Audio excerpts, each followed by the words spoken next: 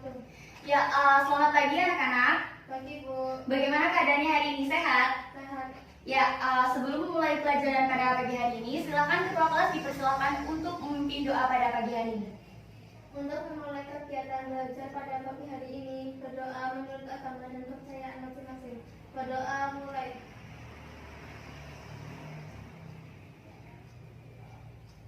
Berdoa selesai. Ya, sebelum ke materi pada pagi hari ini, silakan Ibu akan memanggil presentasi, jadi mohon untuk diperhatikan ya anak-anak. Yang pertama yaitu Laila, Pagi Bu. yang kedua yaitu Furqon. Tidak masuk Bu. Loh, Furqon sudah tidak masuk berapa hari, Mbak? 3 hari Bu. Oh, 3 hari ya. Apa ada keterangan? Tidak. Tidak ada keterangan ya. Ketua kelas mohon untuk bisa mengkoordinasikan dengan anak kelas untuk menjenguk Furqon. Barangkali ada suatu hal yang terjadi dengan dia. Soalnya 3 hari tanpa keterangan itu nanti bisa berakibat pada pendidikannya ya anak-anak. Pada pertemuan yang sebelumnya, Ibu telah membahas mengenai cerita pendek. Mulai dari pengertian cerita pendek, unsur intrinsik serta ekstrinsik cerita pendek. Kemudian kita juga telah mempelajari mengenai ketentuan dan ciri-ciri cerita pendek. Ya, pada pertemuan kali ini kita akan membahas materi yang gak kalah serunya. Dan di akhir sesi pada pertemuan kali ini kalian akan mempraktekkan tugas yang sudah Ibu berikan. Kemarin sudah diberikan kan ya Mbak? Tugas untuk membuat teks ceramah. Ya, sesuai tugas yang Ibu berikan minggu lalu, kita akan membahas mengenai teks ceramah. Sebelumnya ada yang sudah tahu apa itu teks ceramah? Belum. Ya, Ibu akan menjelaskannya ya anak-anak, jadi tolong untuk diperhatikan. Yang pertama yaitu definisi ceramah. Apa yang dimaksud dengan ceramah?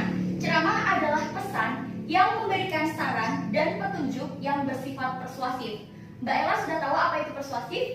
Belum. Ya, jadi persuasif itu sesuatu yang berisi ajakan, yang mana hal tersebut mempengaruhi orang untuk melakukan hal yang sama. Seperti contoh, apabila seseorang memberikan ceramah mengenai kesehatan lingkungan, mengenai kebersihan lingkungan, maka dalam teks ceramahnya dia akan menyampaikan inti dari ceramah tersebut yang mana mengajak kepada audiens atau pendengar untuk melakukan hal yang sama, seperti itu ya Mbak. Selanjutnya, metode dalam menyampaikan ceramah.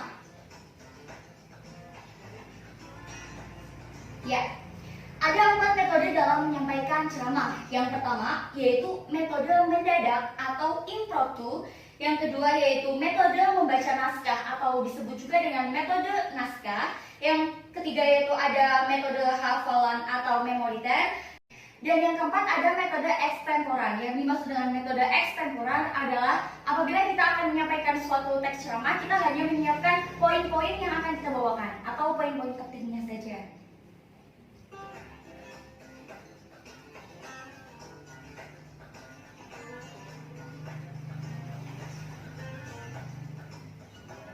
Ya, selanjutnya ada struktur teks ceramah.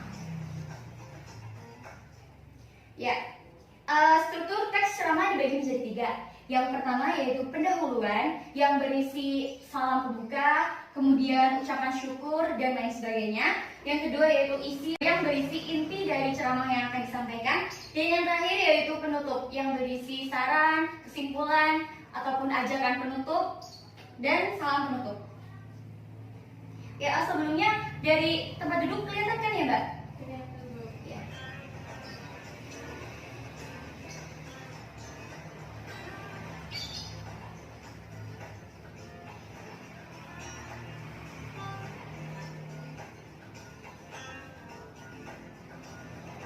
Ya. Selanjutnya kita akan membahas mengenai persiapan ceramah. Jadi sebelum kita melakukan ceramah, ada hal-hal yang harus dipersiapkan terlebih dahulu agar nantinya ceramah itu akan berjalan dengan baik dan lancar. Ya, yang pertama yaitu mengetahui jenis ceramah. Jenis ceramah dibedakan menjadi 2. Yang pertama yaitu ceramah umum dan yang kedua yaitu ceramah khusus. Contohnya, apabila kita memberikan ceramah di daerah lingkungan masyarakat, maka akan lebih baik kita membahas mengenai kebersihan lingkungan, mengenai kesehatan, mengenai keluarga. Nah, apabila jenis ceramahnya itu khusus, misal contoh ya, dalam suatu pondok pesantren, maka kita akan menyampaikan ceramah mengenai Isra Mi'raj dan lain sebagainya, seperti itu. Selanjutnya yaitu memilih kata yang mudah dipahami. Nah, dalam menyampaikan ceramah itu, agar pesan ataupun apa yang ingin kita sampaikan dapat diterima dengan baik oleh pendengar atau audiens, kita harus memilih kata-kata yang gampang untuk dipahami. Jadi apabila kita memberikan ceramah kepada anak usia 6 tahun, pasti akan berbeda dengan orang dewasa atau usia 20 tahun ke atas. Seperti itu. Ya, yang selanjutnya yaitu menyiapkan bahan dan perlengkapan ceramah. Ya, bahan dan perlengkapan ceramah apabila kita ingin menggunakan metode naskah, maka kita harus menyiapkan naskah. Terus apabila kita ingin menggunakan metode ekstemporan, kita juga harus tetap menyiapkan inti-inti dari apa yang akan kita sampaikan. Ya, selanjutnya yaitu mengetahui durasi ceramah. Ya, biasanya apabila kita menyampaikan suatu ceramah, agar waktu tidak terbuang dengan sia-sia, karena biasanya kalau misalnya kita akan menyampaikan suatu ceramah, akan ada waktu yang mana waktu tersebut harus ditepati agar acara tersebut tidak mundur ya. Selanjutnya yaitu mengenal wawasan konsumen. Ya, apabila kita akan menyampaikan suatu ceramah, maka akan lebih baiknya kita mengenal wawasan konsumen atau pengetahuan apa yang dimiliki oleh konsumen. Tidak mungkin anak usia 6 tahun atau usia 7 tahun di masa-masa TK atau SDA dia belajar mengenai politik. Wawasan dia, pengetahuan dia itu belum sampai pada kegiatan politik. Jadi akan sangat sulit untuk dipahami apabila wawasan konsumen tidak sesuai dengan apa yang kita sampaikan.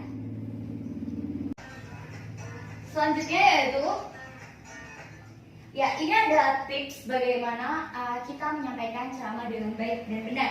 Yang pertama yaitu jangan kaku, yang kedua yaitu jangan terpaku pada teks, yang ketiga yaitu berinteraksi dengan audiens. Dan Ibu akan menambahkan salah satu tips dari menyampaikan ceramah ini dari Ibu sendiri. Yang pertama itu kalian harus memiliki kepercayaan. Yang kedua yaitu kalian harus menempatkan intonasi dengan baik dan benar. Jadi agar apa yang akan disampaikan itu mudah dipahami oleh pendengar atau audiens, kita harus menggunakan intonasi yang gampang untuk dimengerti dan tidak membosankan, seperti itu. Ya, segitu saja materi yang dapat Ibu sampaikan. Silakan tugas yang kemarin sudah Ibu berikan. Mohon untuk Laila, ketua kelas, silakan untuk membacakan teks ceramah yang sudah dibuat di rumah. Silakan.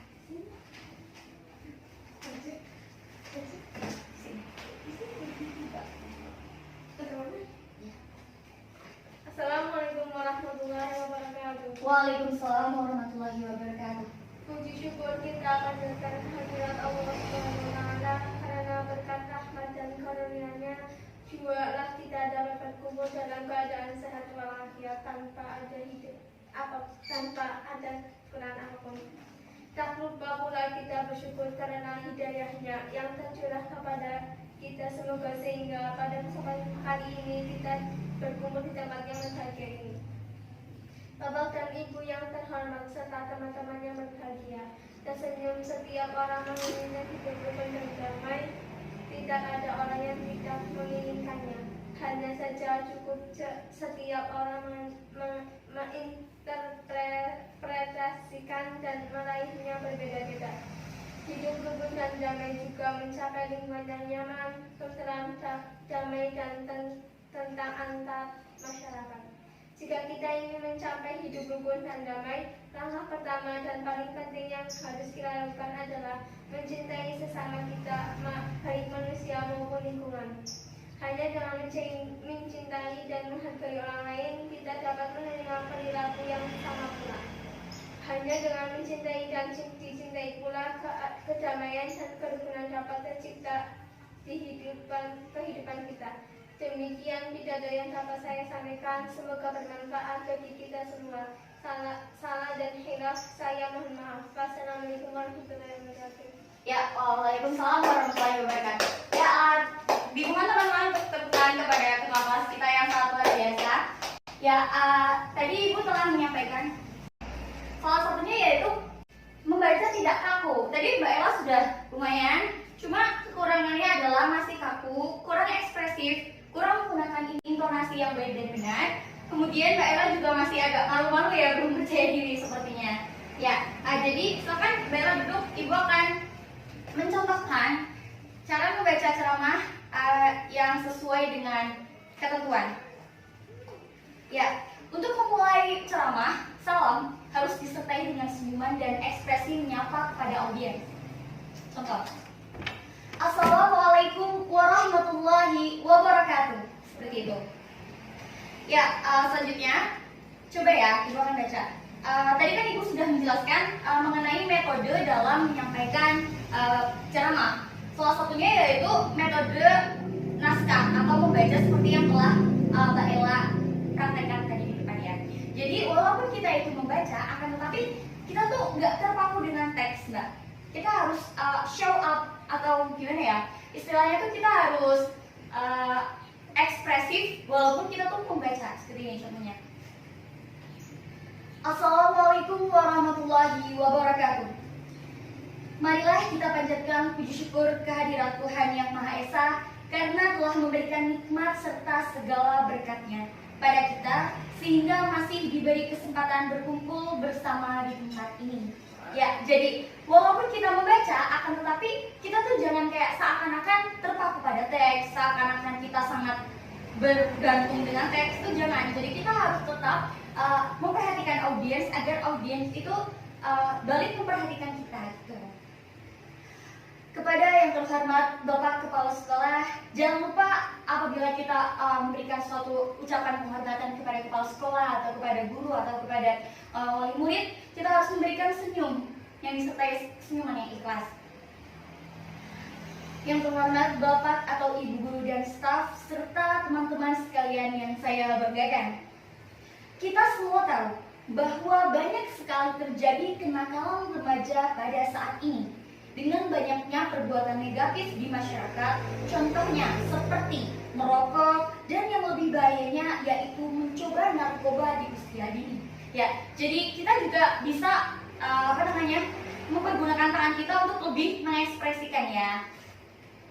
Beragam penyebab kenakalan remaja ini dapat berasal dari kesalahan mendidik orang tua atau terlalu sibuk bekerja hingga tidak memperhatikan perkembangan pergaulan anak mereka, atau dapat disebabkan karena faktor pergaulan remaja yang salah memilih teman.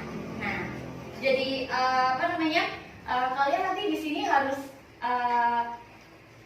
tujuan kalian itu adalah persuasif, yaitu mengajak. Kalian harus bisa memberikan efek seperti mempengaruhi orang-orang agar melakukan hal seperti apa yang kalian lakukan.